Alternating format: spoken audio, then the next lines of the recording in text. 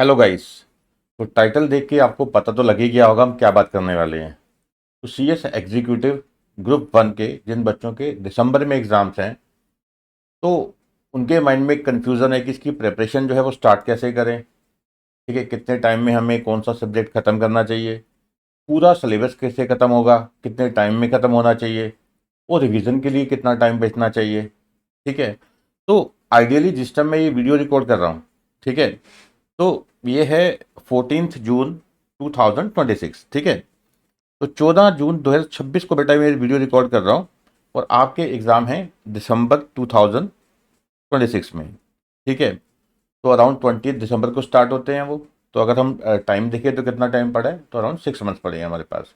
ठीक है, तो दिसंबर का अगर हम हटा दें तो मान लीजिए जून का महीना पड़ा है, जून जुलाई अगस्त सितंबर अक्टूबर नवंबर।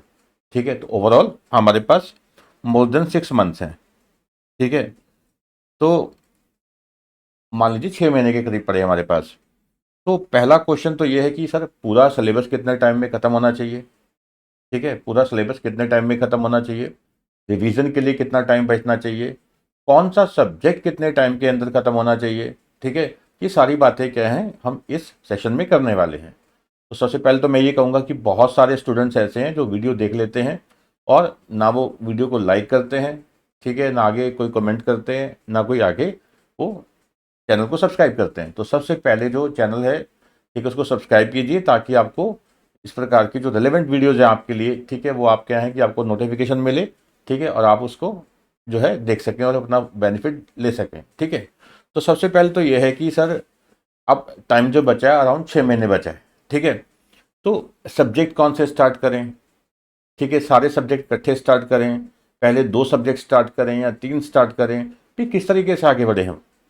ठीक है, और कौन सा चैप्टर कितने टाइम में करना चाहिए, ये सब बातें क्या हैं आपके माइंड में आती हैं। ठीक है, तो ओवरऑल मैं आपको ग्रुप वन का आइडिया दूंगा जिस तरीके से क्या है कि आप क्या है आगे बढ़ सकते हैं।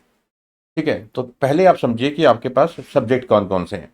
ठीक है, अभी आपको पता ही है कि आपके पास जो सब्जेक्ट है वो 4 सब्जेक्ट्स हैं।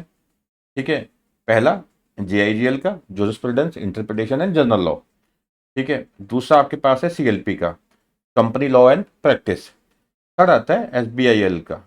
ठीक है, ये कौन सा हो गया, setting up of business and industrial and labour laws. ठीक है, और फोर्थ कौन सा आता है आपका प्रैक्टिकल जो एग्जाम है, ठीक है, corporate accounting and financial management.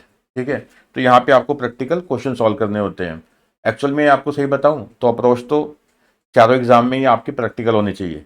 कहने को JIGL company law and practice SBIL theoretical है, बट एक्चुअल में जब क्वेश्चन देखोगे, जैसे वो केस को ड्राफ्ट करते हैं एग्जाम में, ठीक है, ICSA वाले, ठीक है, जैसे जो आपको लीगल केसेस आते हैं, ठीक है, जो केस स्टडीज आती हैं, वो भी आपको क्या है कि प्रैक्टिकल नॉलेज ही अप्लाई करनी होती है।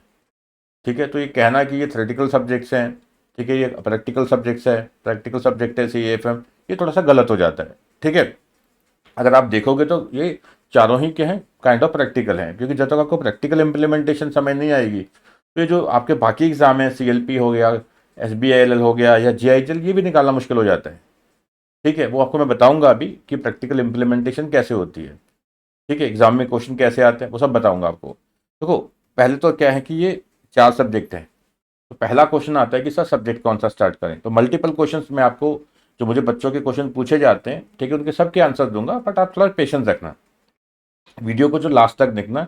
ये नहीं कि अभी एक आधे मिनट की वीडियो देखी छोड़ दी बीच में, तो एंड तक वीडियो देखना, आपको पूरी क्लैरिटी से हो जाएगी। ठीक है, तो सबसे पहले तो क्या है कि हमें सब्जेक्ट कौन से स्टार्ट करना चाहिए। ठीक है, तो सबसे पहले बेटा क्या है आपको स्टार्ट करना है company law and practice. Company law and practice, ठीक है, कंपनी लॉ एंड प्रैक्टिस। ठीक है, पेपर नंबर 2 है ये, company law and practice start करना है CLP का, CLP हो गया, और साथ में स्टार्ट करिए CAFM। ठीक है, तो ये काइंड ऑफ कह सकते हैं कि आपका जो थ्योरेटिकल प्रैक्टिकल मिक्स जो है आपका कंपनी लॉ एंड प्रैक्टिस। ठीक है, तो ये आपका थ्योरेटिकल हो गया। आप कहोगे सर अभी तो आप प्रैक्टिकल बोल रहे थे, चलो जो बच्चों का माइंडसेट के हिसाब से बात करते हैं, CLP हो गया, स्टार्ट में करो CAFM। ठीक है, तो इसमें क्योंकि क्वेश्चन सॉल्व करने होते हैं प्रैक्टिकल CAFM में, तो थोड़ा सा वहाँ पे थोड़ा सा एक, ठीक है, एक चाहिए होता है बच्चों को स्टेमिना वगैरह, ज़्यादा टाइम चाहिए होता है। तो उधर से CAFM हो गया, उधर से कौन सा आ गया कंपनी लॉ एंड प्रैक्टिस। तो ये 2 सब्जेक्ट आपने क्या है बेटा स्टार्ट करना है, कंपनी लॉ एंड प्रैक्टिस, और साथ में क्या है CAFM। ठीक है, अगर आप 3 स्टार्ट करना चाहते हैं, मैं बिल्कुल रिकमेंड नहीं करूंगा कि इकट्ठे 3 स्टार्ट करो, ठीक है। अगर 3 भी स्टार्ट करना चाहते हैं तो आप SBIL स्टार्ट कर सकते हो, setting up of business and industrial and labour laws, ये स्टार्ट कर सकते हैं।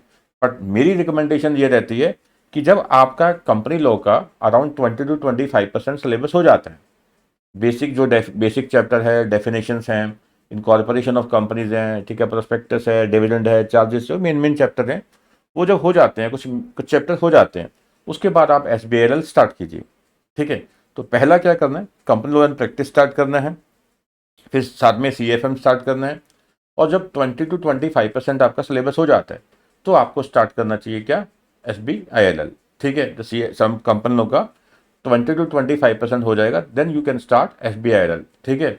तो अब क्या है कि क्वेश्चन सर ये है आता है कि यहाँ भी इन 2 सब्जेक्ट को हम कितने टाइम में ख़त्म कर लें। देखो आइडियली जो है ना, ये 2 से 2.5 महीने के अंदर हर हाल में कंपनी लॉ एंड प्रैक्टिस, ठीक है, एंड CFM खत्म हो जाना चाहिए, ये भी ठीक है, इकट्ठा साथ साथ चलेगा। तो अराउंड आप मान लीजिए 2.5 मंथ, तो इतने टाइम के अंदर ये 2 सब्जेक्ट हर हाल में ख़त्म हो जाने चाहिए, ठीक है। अगर आपने SBIL साथ में स्टार्ट कर रखा है तो आप 15-20 दिन एक्स्ट्रा लगा सकते हैं यहाँ से, ठीक है। अब कहीं आप बच्चे कहते हैं कि सर वहाँ तो हम बात की कहीं पे, तो वो कहते हैं कि 4 से 5 महीने एक सब्जेक्ट को लग जाते हैं, ठीक है। देखो आप सोचिए कि अगर 4 से 5 महीने एक सब्जेक्ट को लगते हैं तो 6 महीने में आप कहाँ से पूरा कर लोगे। 4 से 5 महीने एक सब्जेक्ट को अगर लगाओगे तो रिवीजन किस टाइम करोगे, तो बिना रिवीजन के पास होना बिल्कुल मुश्किल है, ठीक है। बिना रिवीजन किए आपने मान लो सारा सिलेबस कर लिया, बट आपके पास रिवीजन के लिए टाइम नहीं बचा, तो पास होना इम्पॉसिबल हो जाता है, ठीक है, बहुत मुश्किल हो जाता है, क्योंकि जो पढ़ा है वही रिवाइज ही नहीं कर पाए, ठीक है, तो भूल जाएगा। जो मान लीजिए 4 महीने पहले पढ़ा है आपने, तो आप रिवीजन भी नहीं कर पाए लास्ट में, ठीक है, तो 100% चांसेस हैं फेल होने के, ठीक है। तो एग्ज़ाम जो है आपका, जो अपनी प्रिपरेशन है बेटा, वो पहले 4 महीने के अंदर पूरी हो जानी चाहिए। तो कोशिश आपकी ये होनी चाहिए कि पहले 4 महीने के अंदर आपकी प्रिपरेशन पूरी होनी चाहिए, ठीक है। 4 महीने के अंदर आपकी क्या है, प्रिपरेशन पूरी हो जानी चाहिए, ठीक है। और 1.5 से 2 महीने, ठीक है, यानी मान लो 4 से 4.5 महीने भी लगा लिए, ठीक है, तो 1.5 से 2 महीने आपके लिए क्या चाहिए, रिवीजन के लिए चाहिए। तो ये आपको ध्यान रखना है, ठीक है। 4 से 4.5 महीने आपका सिलेबस कंप्लीट होना चाहिए, सिलेबस कंप्लीशन होना चाहिए, ठीक है, सिलेबस कंप्लीशन होना चाहिए, ठीक है। और ये जो है 1.5 से 2 महीने आपके लिए क्या है, रिवीजन के लिए होने चाहिए। तो आपको ये बात तो समझ आ गई सर, आगे बिल्कुल ठीक है। अब क्वेश्चन ये आता है कि पहले 2 सब्जेक्ट हमने कितने टाइम में खत्म करने हैं, 2 से 2.5 महीने, और दूसरा भी क्या है, CFM का भी वो सेम साइमल्टेनियसली चल रहा होगा, 2 से 2.5 महीने में खत्म कर दिया। उसके बाद क्या है कि आप SBIL स्टार्ट कर सकते हैं। अब अगर देखिए आपने कंपनी लॉ एंड प्रैक्टिस कर लिया अच्छे से, SBIL आपको वैसे ही बहुत आसान लगेगा। इसमें सेकंड चैप्टर है, काफ़ी लेंथी चैप्टर है, कॉर्पोरेट, ठीक है, अपना कॉर्पोरेट एंटिटीज वाला, यानी कि कंपनीज के रिगार्डिंग। तो आपको लगेगा सर ये मोस्टली चैप्टर तो हम पढ़ के आए हैं अभी कंपनी लॉ में, ठीक है। तो SBIL जो है वो काफ़ी हद तक बेस्ड आ जाता है, ठीक है, कंपनी लॉ के बेस पे। तो कंपनी लॉ आपने पढ़ लिया, सेकंड चैप्टर जैसे इसका आ गया SBIL का, उसके बाद एक चैप्टर आता है, ठीक है, कन्वर्जन ऑफ कंपनीज। तो आपको एक कंपनी के रिगार्डिंग पूरा आइडिया हो गया, ठीक है, कंपनीज के रिगार्डिंग पूरा आइडिया हो गया। फिर आप SBIL पढ़ना शुरू करोगे तो आपको काफ़ी ईजी लगता है वो, ठीक, काफ़ी ईजी लगता है वो, ठीक है, SBIL पढ़ना। SBIL अगर कंपनी लॉ के मुकाबले आप बात करोगे तो कंपनी लॉ के मुकाबले बेटा SBIL वैसे भी ईजी है, as compare to company law SBIL काफ़ी ईजी है, ठीक है, ये बात माननी पड़ेगी, ईजी लैंग्वेज है, ठीक है। कंपनी लॉ एक्चुअली क्या है कि देखो CS में ना, जो कंपनी लॉ का सब्जेक्ट है ये बहुत मेन है, क्योंकि आपको कल को कंपनी की मीटिंग्स अटेंड करनी है, मीटिंग के ठीक है, नोटिस ड्राफ्ट करना है, मिनट्स बनाने, जब कंपनी की मीटिंग कंक्लूड होती है तो मिनट्स ड्राफ्ट होते हैं, वो सब कंपनी सेक्रेटरी ने देखना है। तो कंपनी लॉ का जो सब्जेक्ट है ये तो आपका कह सकते हैं कि ब्रेड एंड बटर है। कल को सबसे ज़्यादा जो इम्प्लीमेंटेशन आपने एज ए CS करनी है कंपनी में, तो वो कंपनी लॉ की ही करनी है, ठीक है। तो कंपनी लॉ पे तो जो आपका फोकस है वो पूरा होना ही चाहिए, ठीक है, सबसे ज़्यादा फोकस कंपनी लॉ में होना चाहिए, ठीक है, ठीक है जी। तो SBIL जो है मैंने बताया कि as compare to company law easy है, ठीक है। और JIGL जो है ये इसकी लैंग्वेज काफ़ी टफ है, JIGL की लैंग्वेज काफ़ी टफ है, बट इसमें पास होने के काफ़ी क्या हैं, ईजी चैप्टर्स काफ़ी हैं जो आपको पास करा देते हैं। वो मैं एक अलग से वीडियो बनाऊंगा कि प्रिपरेशन ऑफ JIGL, ठीक है, जो प्रिपरेशन स्ट्रेटेजी ऑफ JIGL है, उसमें आप ये इंडिविजुअल वीडियो भी बनाऊंगा। CFM चलो संदीप सर के पास है, वो बनाते रहते हैं उनकी वीडियो, ठीक है। तो JIGL की मैं अलग से एक वीडियो बना के दूंगा कि प्रिपरेशन स्ट्रेटजी ऑफ JIGL। उसमें आपको पता लगेगा कि कौन से चैप्टर्स हैं ईजी हैं जो पहले आप कर सकते हैं, जहाँ से वेटेज भी काफ़ी होती है, कौन से चैप्टर काफ़ी टफ है जैसे वेटेज तो है बट उनकी जो टफनेस है वो बहुत ज़्यादा है कि अगर उसको स्टार्ट कर लिया तो आप फंस जाओगे स्टार्टिंग में। ठीक है, तो वो बात हम अलग से करेंगे। ठीक है, तो पहले आपने 2 सब्जेक्ट कर लिए, कंपनी लॉ एंड प्रैक्टिस का, CFM का। साथ में मैंने कहा जैसे ये 2 खत्म हुआ आप SBL स्टार्ट कीजिए, साथ में फिर JIGL स्टार्ट कीजिए। जैसे मान लीजिए कंपनी लॉ एंड प्रैक्टिस पहले खत्म होगा तो SBL स्टार्ट कर लिया, तो जैसे CFM खत्म हुआ तो साथ में कौन सा स्टार्ट कर लिया, फिर JIGL स्टार्ट कर लिया। ठीक है, SBL प्लस JIGL आप करोगे तो आपका जो सिलेबस है ये 1.5 से पौने 2 महीने के अंदर ये हो जाएगा। 2 सब्जेक्ट का आराम से 1.5 से पौने 2 महीने के अंदर हो जाता है। तो अराउंड यानी कि 4 महीने के अंदर क्या है कि आपका पूरा सिलेबस हो गया। फिर आपके पास जो मैंने बताया कि अराउंड 1.5 से 2 महीने आपके पास क्या है, रिवीजन के लिए बच गए। तो जो रिवीजन है फिर वहां पे क्या होता है कि हाँ भी जो कमियां रह गई हैं वो इंप्रूव होती हैं। ठीक है, और जो आपने पढ़ा है एटलीस्ट वो सारा रिवाइज हो जाता है। देखिए आप समझिए एक चीज को, अगर आपने 90% किया बट बहुत अच्छे से किया, आप पास हो जाओगे। बट अगर आपने 100% किया, उसको रिवाइज ही नहीं कर पाए, तो 100% चांसेस है फेल होने के। एक चीज समझिए आप, रिवीजन जो है वो बहुत जरूरी है। ठीक है, मैंने आपको जैसे पता ही है कि मेरी खुद की CA की है, CS की है, CMA की है, तो मैं ये बेसिकली मान के चलता हूँ कि रिवीजन के बिना आप पास नहीं हो सकते। तो रिवीजन इज मस्ट, रिवीजन जो है वो मस्ट है। ठीक है, तो पहले सिलेबस खत्म करना है 4 महीने के अंदर, 4.5 महीने के अंदर, फिर रिवीजन स्टार्ट करनी है। ठीक है, अब दूसरी बात ये आती है कि सर इसमें ये तो पता लग गया भी हमें क्या है कि पहले CLP करना है, साथ में CFM करना है, तो इसके लिए भी क्या होना चाहिए, स्टडी प्लानर। जहाँ से भी आप क्लासेस ले रहे हो, अब मेरे से क्लासेस लोगे या क्लासेस ले चुके हो, ठीक है, तो आपको पता ही है। ठीक है, तो मैंने आपको साथ में क्या दे रखे हैं, जैसे कंपनी लॉन प्रैक्टिस का प्लानर हो गया, SBL का प्लानर हो गया, GIGL का प्लानर हो गया, और CFM का संदीप सर ने आपको प्लानर दे रखा होगा। ठीक है, तो जिन बच्चों ने अभी क्लासेस नहीं ली और हमसे लेना चाहते हैं तो मैं बता देता हूँ। ठीक है, तो पहले मैंने समझाया कि इस तरीके से तैयारी करनी है। और अब सब्जेक्ट वाइज में क्या होता है कि सबसे पहले आपके पास प्लानर होना चाहिए। ठीक है, जैसे आपने मान लीजिए ये स्टार्ट कर दिया, कंपनी लोन प्रैक्टिस स्टार्ट कर लिया। ठीक है, अब इसमें प्लानर में क्या आता है बेटा, प्लानर में ये आता है कि सर चैप्टर हमने स्टार्ट तो कर लिया। ठीक है, चैप्टर जो है हमने स्टार्ट कर लिया, अब कौन से चैप्टर पे नॉर्मली कितना टाइम देना चाहिए, कौन से चैप्टर पे नॉर्मली कितना टाइम देना चाहिए। ठीक है, ये सारी बातें किसमें होती है बेटा, प्लानर में बता रखी होती हैं। बच्चा हमसे रूटीन में बात भी करता रहता है और प्लानर भी हमने बता रखा होता है। वो क्या है कि जैसे बेसिक कॉन्सेप्ट है। ठीक है, बेसिक कॉन्सेप्ट क्या है, छोटा सा चैप्टर है, 5-7 पेजेस का जैसे, तो 1 दिन के अंदर खत्म हो जाना चाहिए। देखो अब 2 ही सब्जेक्ट आप कर रहे हो, तो आपको एक टाइम फ्रेमवर्क आपके पास होना चाहिए कि इतने टाइम में आपके पास हो जाना चाहिए। ठीक है, तो बेसिक कॉन्सेप्ट हैं जैसे, ठीक है, 1 दिन में आपका ही हो जाना चाहिए। अब एक का 1.5 लग गया, यानी कि अगला दिन जो है वो आधा दिन उसमें लग गया, और आधा दिन आप नेक्स्ट स्टार्ट कर दिया। ठीक है, ऐसे तो अब ये डेफिनेशन का चैप्टर है, ये 2 दिन के अंदर हो जाना चाहिए। ठीक है, अब देखो ये इंडेक्स मैंने अपने नोट्स के हिसाब से बना रखा है। ठीक है, तो उस हिसाब से बता रहा हूँ मैं। ठीक है, इनकॉर्पोरेशन ऑफ कंपनीज का ये अराउंड 2 दिन चाहिए आपको। तो कई चैप्टर ऐसे हैं, जैसे शेयर कैपिटल का चैप्टर काफ़ी लेंथी है, काफ़ी लेंथी है शेयर कैपिटल का चैप्टर, तो यहाँ 4 दिन चाहिए होते हैं। ठीक है, तो आप बात समझ रहे हैं, तो कहीं पे टाइम ज़्यादा भी चाहिए होता है। तो डिपॉजिट्स का एक नॉर्मल सा चैप्टर है, यहाँ 2 दिन चाहिए। चार्जेस का एक नॉर्मल सा चैप्टर है, 2 दिन चाहिए। जनरल मीटिंग का चैप्टर है, 4 दिन चाहिए। रजिस्टर एंड रिकॉर्ड एक छोटा सा चैप्टर है जो 2-4 पेजेस का, 1 दिन में हो जाता है। एक तो ये चीज़ हो गई। ठीक है, ये चीज़ समझ आ गई आपको। अभी एक तो क्या है कि प्लानर। ठीक है, अब इसमें होता क्या, एक और चीज़ भी इसमें ये समझिए कि आपको ये पता लग गया कि सब्जेक्ट कौन से स्टार्ट करने हैं, ये पता लग गया कि सब्जेक्ट कौन से स्टार्ट करने हैं। ठीक है, और दूसरा, ठीक है, जो सब्जेक्ट स्टार्ट करना है, पहले तो आ गया subject, which subject to start. ठीक है, ये क्लैरिटी आपको हो जाती है, ये एक स्ट्रेटजी का एक वे है, प्रेपरेशन स्ट्रेटजी का एक वे है। ठीक है, विच सब्जेक्ट टू स्टार्ट। चलो पहले ये फाइनलाइज हो गया आपका कि सब्जेक्ट कौन से स्टार्ट करने हैं। फिर ये भी क्लियर हो गया कि हाँ, कि पहले चैप्टर कौन से करने हैं और चैप्टर जो करने हैं उसमें कितना कितना टाइम चाहिए, कौन से चैप्टर पे कितना टाइम चाहिए। ठीक है, तो फिर क्या हो गया, सब्जेक्ट वाइज प्लानर। ठीक है, क्या हो गया बेटा, सब्जेक्ट वाइज प्लानर। अब सब्जेक्ट वाइज प्लानर भी मिल गए कि ये चैप्टर इतने टाइम में हो जाना चाहिए। उसके बाद थोड़ा बहुत ऊपर नीचे हो गया, वो चलता है, कोई बात नहीं। ठीक है, ये मैंने बात लिखी हुई होगी at the end of this planner. ठीक है, अगर आप देखोगे, ठीक है, ठीक, तो इसमें लिखा होगा मैंने ये देखिए। ठीक है, तो मैंने ये लिखा भी हुआ है। ठीक है। जैसे एसबीएल का प्लानर था, every student has his own unique way and pace of study but the CS requires consistency and hard work. ये सारी बातें मैंने लिखी हैं कि नॉर्मली तो देखो 2 महीने का टाइम लगता है, बट कुछ स्टूडेंट बहुत ब्रिलियंट है, बहुत ज़्यादा टाइम देते हैं, ठीक है, तो ग्रैब करने की पावर बहुत फास्ट है, ठीक है, स्टेमिना बहुत अच्छा है, तो हो सकता है 2 महीने से पहले कर लें, 1.5 महीने में कर लें वो अच्छे से। कुछ बच्चे हो सकता है 10 दिन 20 दिन एक्स्ट्रा लगा दें, तो वो चलता है।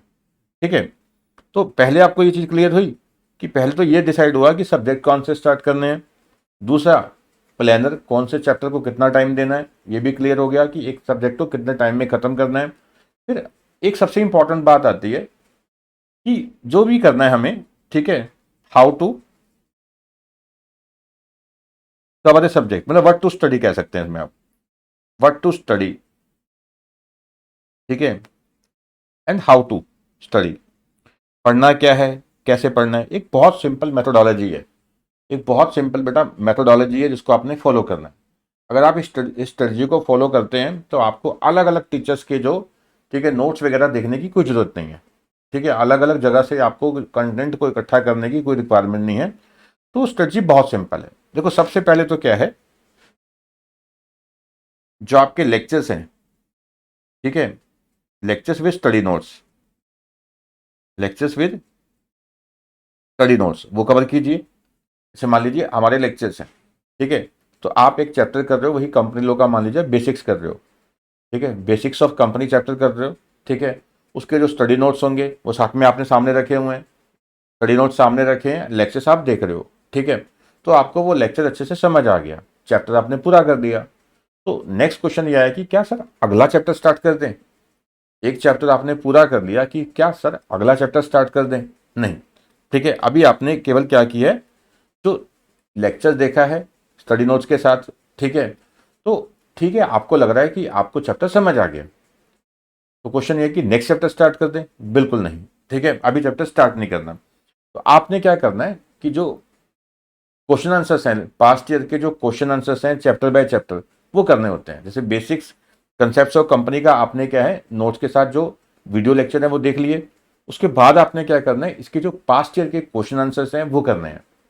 ठीक है, तो हमारी, मैं अपनी बात करूं, बाकी का मुझे नहीं पता, हमने हर एक चैप्टर का क्या कर रखा होता है, जितने भी एग्जाम में क्वेश्चन आए हैं, ठीक है, वो सारे दे रखे होते हैं और सीक्वेंस में दिए होते हैं। जैसे कि जो नोट्स हैं चैप्टर सीक्वेंस में चलता है, तो जो भी क्वेश्चन जिस भी जैसे भी आए हैं एग्जाम में, ठीक है, तो जो नोट्स का सीक्वेंस है, लेक्चर्स का सीक्वेंस है, उसी सीक्वेंस में वो क्वेश्चन के आंसर दिए होते हैं। ठीक है, जैसे मान लीजिए अब बेसिक कॉन्सेप्ट में क्या है, एक लिफ्टिंग ऑफ कॉर्पोरेट बिल का क्वेश्चन आया है। अब इस कॉन्सेप्ट के ऊपर क्वेश्चन जो आया है, ठीक है, ये क्वेश्चन आपको मिल जाएगा दिसंबर 19 में आया 5 मार्क्स का, ठीक है, इसके आंसर हो गए। फिर उसी टॉपिक के ऊपर दिसंबर 21 में आया 5 मार्क्स का, ठीक है, लिफ्टिंग ऑफ कॉर्पोरेट बिल जो भी है, ठीक है। ऐसे ही क्या है कि फिर फीचर्स ऑफ कंपनी के ऊपर क्वेश्चन आया, ये आया दिसंबर 17 में 4 मार्क्स का। तो मतलब जो भी एग्जाम में क्वेश्चन है, जून 25 में क्वेश्चन आया 5 मार्क्स का, ठीक है, तो ये क्वेश्चन एग्जाम में आया हुआ है, ये भी किसके ऊपर है, वही आपका लिफ्टिंग ऑफ कॉर्पोरेट बिल के ऊपर। तो मतलब जो भी आपका लेटेस्ट एग्जाम है, वहां तक कि आपको अमेंडेड अमेंडेड आपको क्या है कि क्वेश्चन आंसर मिल जाते हैं सारे। तो एग्जाम में जो क्वेश्चन आने हैं 80 to 90% कहाँ से आते हैं, इन्हीं पास्ट ईयर के क्वेश्चन आंसर में, क्योंकि काफ़ी कुछ कवर ऑलरेडी हो चुका होता है इसमें। ठीक है, मोस्ट ऑफ द सिलेबस पहले ही इसमें कवर हो रखा होता है। बट सबसे अच्छी बात पता है क्या होती है इसकी, देखो एग्जाम, जैसे आपने एक चैप्टर किया, आपको लगा चैप्टर समझ आ गया, बट जैसे ही आपके एग्जाम में क्वेश्चन आते हैं, आपको तो इतने प्रैक्टिकल क्वेश्चन है, ये तो हो ही नहीं पाएंगे। ठीक है, तो वो दिक्कत आती है। तो उसका इसका सॉल्यूशन क्या है कि जैसे ही आप कोई चैप्टर करते हो, चैप्टर के साथ क्या करना है आपने, जो आपने पास्ट ईयर के क्वेश्चन आंसर से साथ में करने हैं, क्योंकि वहां से आपको पता लगता है कि क्वेश्चन का लेवल क्या है, एग्जाम का लेवल क्या है, आईसीएसआई के जो एग्जाम है सीएस एग्जीक्यूटिव के, इसका लेवल क्या है। तो वो कहाँ से पता लगेगा आपको, जो आपके क्वेश्चन आंसर से पता लग जाएगा। जैसे आप देखिए जून 25 में एक 5 मार्क्स का क्वेश्चन आया। अब ये क्वेश्चन कितना लेंथी है, ठीक है, Vijay and Purnima husband and wife started an organic fertiliser company called Vipur organic fertiliser private limited. The entire share capital of the company is held by Vijay and Purnima in equal proportion. तो यानी कि हस्बैंड एंड वाइफ ने, couple ने company start की, ठीक है, private company जो, ठीक है, और दोनों ने शेयर्स होल्ड कर रखे हैं इक्वली। अब कहते हैं are also the only directors, 2 ही मेंबर हैं, दोनों ही डायरेक्टर हैं कंपनी के। प्राइवेट कंपनी में वैसे भी 2 ही चाहिए होते हैं मिनिमम, ठीक है, 149 सेक्शन है। The board of directors of company has appointed you as CFO and CS। अब कह रहे हैं कि आपको देखिए एक मतलब प्रैक्टिकल सिचुएशन दे दी कि बोर्ड ऑफ डायरेक्टर्स ने, यानी कि 2 जो हस्बैंड वाइफ हैं, उन्होंने क्या किया, आपको CS बना दिया कंपनी का, ठीक है, और साथ में CFO भी। अब कहते हैं now Vijay and Purnima want to go on a world tour holiday costing 5 lakh each and want the company to pay for the travel agency. यानी जो डायरेक्टर्स हैं कंपनी के और मेंबर्स भी हैं, ये घूमना फिरना चाहते हैं और चाहते हैं कि हाँ ये कंपनी के पैसे से ये खर्चा किया जाए, ठीक है। अब आपने इसमें एडवाइस करना है, यानी कि आपको एक प्रैक्टिकल सिचुएशन देंगे, आपको एक प्रैक्टिकल सिचुएशन देंगे, आप कहेंगे कि आप CS की तरह सोचिए कि आप CS हैं, तो आप बताइए सिचुएशन में कैसा करेंगे। तो देखो, अगर आपने प्रोविजन जो है चैप्टर की, जो प्रोविजंस हैं अच्छे से पढ़ी हैं, तो आपको ये कंसेप्ट समझ आ जाएगा। अभी मैं इसके आंसर तब नहीं बता रहा क्योंकि अभी मैं ये टॉपिक कर नहीं रहा, मैं तो बस आपको ये बता रहा हूँ कि प्रिपरेशन स्ट्रेटेजी क्या होनी चाहिए, ठीक है। तो आपको समझ आया। तो पहले मैंने समझाया जैसे कि क्वेश्चन ये आता है कि कौन से सब्जेक्ट करने हैं, ग्रुप 1 के कौन से सब्जेक्ट करने हैं। दूसरा क्वेश्चन आता है भी सब्जेक्ट तो समझ आ गया, अभी आप कौन से चैप्टर पे कितना टाइम देना है, उसके लिए क्या चाहिए हमें, सब्जेक्ट वाइज प्लानर, ठीक है। और थर्ड क्वेश्चन फिर आता है कि करना पढ़ना क्या क्या है, कि ठीक है पढ़ना क्या क्या है। ये मैंने बताया कि जैसे लेक्चर के साथ नोट्स हैं आपके पास, लेक्चर आप देख रहे हैं, स्टडी नोट्स आपके पास हैं, एक चैप्टर किया, चैप्टर करने के बाद पास्ट ईयर के जो क्वेश्चन आंसर्स हैं वो सारे देखने हैं उस स्पेसिफिक चैप्टर के, उस स्पेसिफिक चैप्टर के वो सारे क्वेश्चन आंसर आपने देखने हैं, ठीक है। अब आप समझ गए, इसके बाद कुछ भी नहीं है, ठीक है। इसके बाद आपने कहीं से कुछ नहीं करता, क्योंकि देखो आपने जो नोट्स हैं, स्टडी नोट्स हैं, जो ICSI के सिलेबस बेस्ड हैं वो सब कर लिया, उसके बाद जो पास्ट ईयर के क्वेश्चन आंसर्स हैं वो सब कवर कर लिए, तो आपकी प्रिपरेशन का लेवल बहुत ऊपर चला जाता है। आपके प्रिपरेशन का जो लेवल है बेटा वो बहुत ऊपर चला जाएगा। आपको पता होगा कि हाँ यार एग्जाम में जो क्वेश्चन आंसर है इस लेवल के आते हैं। अगर आप खाली सिलेबस खत्म कर लोगे, आपको यही नहीं पता होगा कि एग्जाम में, ठीक है, किस लेवल के क्वेश्चन आते हैं, तो रिवीजन के टाइम आप फंस जाओगे। सिलेबस खत्म करने के बाद अगर आप उसके बाद आप देखोगे क्वेश्चन आंसर्स पास्ट ईयर के, तो आपको समझ नहीं आएंगे, ठीक है। अगर साथ साथ देखोगे, जैसे मान लीजिए आपने एक दिन के अंदर एक चैप्टर कर लिया, फिर आप क्वेश्चन आंसर करने बैठे, तो जितना टाइम आपको चैप्टर करने में नहीं लगा उससे ज़्यादा क्वेश्चन आंसर में लग जाता है। अब क्वेश्चन आंसर करने कैसे होते हैं, एक क्वेश्चन पढ़ा, उसका आंसर अपने पास लिख के देखा, ठीक है, समरी में लिख के देख लो, ठीक है, जो आपने सोचा उसको लिख के देखो, फिर मैच करो कि इसमें क्या आंसर है, ठीक है। अगर आंसर मैच कर रहा है तो ठीक है, आपको पता है कि प्रोविजन ये थी, ये आंसर था, बात खत्म। अगर आपने कुछ लिखा उसमें कुछ और आंसर है, तो आप देखेंगे भी क्या गलती किसकी है, जो आंसर लिखा है, ठीक है, वो उसमें गलती है या आपके लिखने में गलती है, ठीक है। अगर आपको लगता है यार प्रोविजन तो सही लिखी है, तो आंसर में गलत लिखा है, ठीक है, तो मेरी क्लासेस से पढ़ रहे हैं तो आप मुझे बताइए भी कहाँ गलती है, ठीक है, या कहीं और से पढ़ रहे हैं उनको बताइए। मोस्टली तो स्टूडेंट्स ये बोलते हैं कि सर क्लासेस ले लेते हैं कहीं से, तो बाद में वो जवाब ही नहीं देते, मैसेज करते हैं, कॉल करते हैं, मैसेज का जवाब नहीं आता, कॉल पिक नहीं करते, वो आपकी टेंशन है, वो आपने देखना है, जहाँ से लिया है आपने हैंडल करना है, ठीक है। तो आपको ये स्टोरी समझ आई। तो CS एग्जीक्यूटिव की ये है बेस्ट प्रिपरेशन स्ट्रेटजी।